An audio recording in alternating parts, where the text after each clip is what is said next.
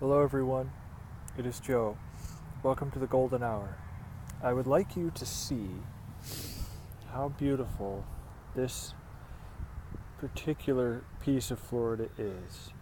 They call it Cooter Lake, and you can see it here with some beautiful goldenness. There's a wonderful fountain over there. If I keep turning, you'll see woods, swamps, Spanish moss, and the bike path. So, a beautiful little spot here, and I'm very grateful to the people that have made this possible. I accepted the generosity of a couple a few nights ago to, not camp and actually stay indoors. And I'm very grateful to them. They do some work on this trail. I believe. They call it the trail. And since this one is called the Florida Trail, I'm pretty sure this is the one they were talking about. But Carrie and Gina are a really nice couple. And they do a great amount of cycle community activity, activism, volunteering, and a bunch of touring. They get on their tandem bicycle and ride all around the country and come home here to Florida, just keep cycling around Florida. Haven't met people, I don't think I've ever met a person who has cycled more than Carrie. It's hard to say, but I think he might be the person with the most miles under his belt I've ever interacted with. So, what I'm interested in today is yoga. I am not a yoga teacher. Please, if you're new to yoga, find a yoga teacher. I'm just giving you my musings based on the various yoga classes I've had. Of course, if something hurts, don't do it. If you're unfamiliar with something and you don't know if it's right or wrong, don't do it. Disclaimer, disclaimer, disclaimer. You get the idea. Be careful. That being said, I spoke about tree pose earlier. That's the one where you stand on one foot and put the other one up to where your free foot is touching the inside, maybe the calf, maybe the knee, maybe the thigh of the standing leg. So you kind of look like a number 4. Anyway, I played with meditating in this position, which was a little bit distracting, but I like the challenge. And maybe I like the distraction for meditating, I don't know. But I found that putting my hands, both of them, and the prayer position in the middle of my chest, I was really able to, settle into something of a meditative state, even while I'm standing on one foot and try not to fall down. So if you're interested in a challenge, something new for your meditation that crosses over with yoga, give that a try. I also, heavily endorse forward folds. Remember, when you fold forward, though, you should always bend backward, do some kind of backward bending pose. Whether it's hands overhead with a slight arch to your back or something. Remember, you should always counter pose, not just left and right, or counterclockwise and clockwise as I've discussed, but also front and back. Make sure your body gets everything it needs. Speaking of exercise, I'm also working on my push-ups. I did a set of 15. I'm going to see if I can do 3 of those today and boost up my strength a bit. I'll keep you posted on that. So, yeah, those are some fun techniques to try. Maybe you can chip in and make a comment on this video and let me know, hey, this is the kind of thing I enjoy. This is the kind of yoga pose I find I can meditate in. I mean, there's such a crossover between yoga, breathing in different poses, and meditation, just breathing in more static poses. meditation sitters want a pose that they can sit in for a good while, whereas yoga poses are typically shorter. That being said, I'm a huge proponent of yin yoga. Thank you to the wonderful people at the Little Volcano in Asheville.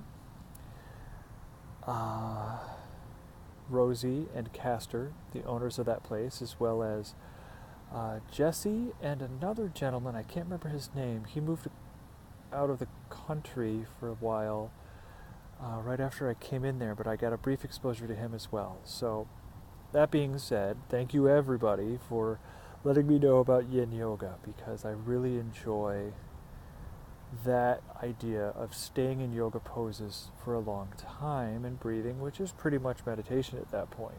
So it's wonderful, the big variety of things you can do with your body. Like I said, leave a comment, let me know which yoga poses you find are easiest for meditation.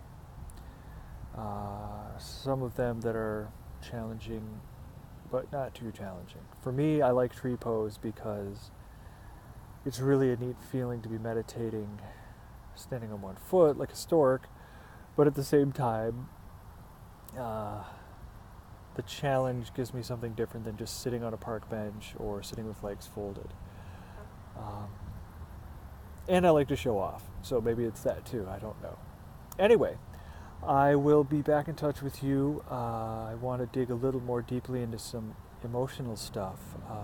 Some of that came up rather early in my meditation, and I was happy to find a bunch of techniques I could share. So now let me go in and get the rest of the emotions, and I'll talk with you about that stuff in the next segment of the Golden Hour.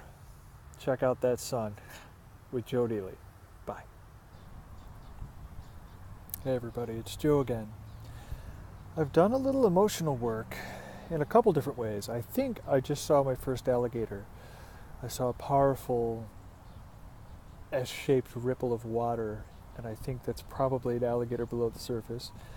So I did some emotional work, just processing the natural fear that arises when you see a large predator, or think you do. So that was an interesting challenge. I did finish my 45 push-ups, for those of you keeping track, and I worked with my fingers. Alright, so many people meditate like this. I think that was the first way that I did. I've also seen people do it this way, and of course you have two other fingers that you could touch while you were meditating. I typically let these dangle on my knees. Try not to put too much weight on them or lean them too far forward, because that's typically signs of bad posture, that I'm hunching too much and need to sit up straight. But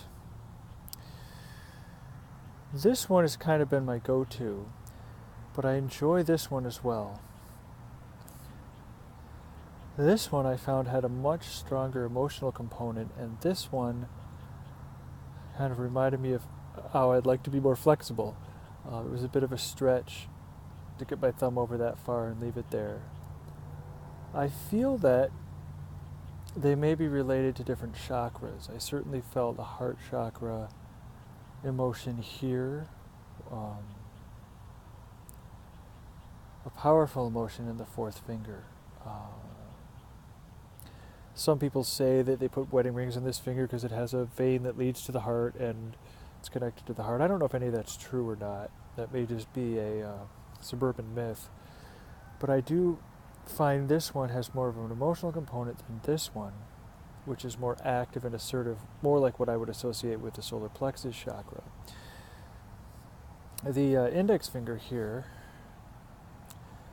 that might be connected to the creative chakra, number 2, I'm not really sure. This one, maybe the throat chakra or the root chakra. If you know, I'd love to find out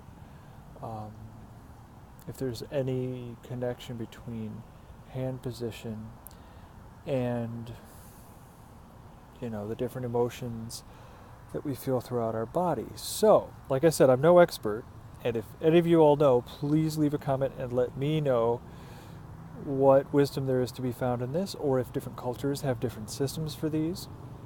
As you can see, I'm feeling my way through this literally, both emotionally and physically, feeling what different things feel like. Gotta not use that word 15 times in one sentence, but you get the idea. I want to explore my body and see how things feel and play around with different meditation and yoga techniques. That's what this is all about here. So that I can be a calmer, more direct, happier person when I connect with my partners.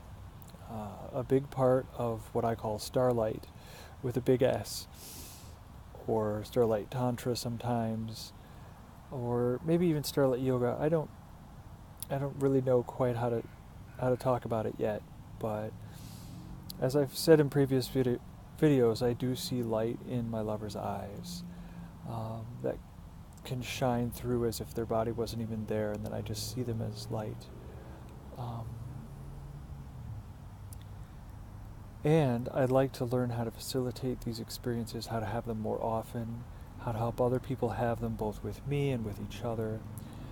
So it's something I've really wrapped my life and my direction, my destiny around, is these kind of cool experiences I've had. Cool not only because they're spiritual, but also because they're involved with sex and intimacy, which are really wonderful things. I'm very grateful to have a spiritual path that involves sexual pleasure, involves being with other people, involves being intimate with a person, and conversing, sharing energies with a person. It's very, very nice to be led in that direction towards those things that I enjoy on a lot of levels. From the physical to the emotional levels, to having someone to talk with on the mental level, all those different ways. If I was the kind of person who saw starlight in myself and just sat and meditated on a mountaintop, that would be a different life. But I'm drawn to connect with other people, especially one-on-one. Doesn't have to be intimate. I also really enjoy talking with people one-on-one as friends. Though I feel that the type of sacred sexuality that I do, that I'm wired to do, involves a decent helping of attraction. To be honest, I don't think it requires sex at all, but a small amount of physical intimacy is, helpful. Too much is overwhelming. Ultimately, it's just a matter of balancing the presence of both people in the interaction. And I have an instinct for doing that. So, I wanted to connect the work I'm doing today, fun meditation techniques like tree pose and, doing some basic yoga stuff, stretching out by forward fold and, doing some quasi-sun salutations. Those techniques are all great, and it's good to talk about emotions as well, about different feelings and chakras. But ultimately, this is for a purpose. This is for going deep with people. It's like working out at the gym so that then you can play your favorite sport and, have a higher level of athleticism to do so. I'm not just practicing yoga and meditation for the sake of it. I'm doing it because it makes me stronger and it makes me deeper in myself. Perhaps one day I'll see light in myself. We'll see how that works. But it really helps me to have the mirror of another person. I can see myself in them, they can see themselves in me. It's like an infinity mirror, because I see myself in them, they see themselves in me.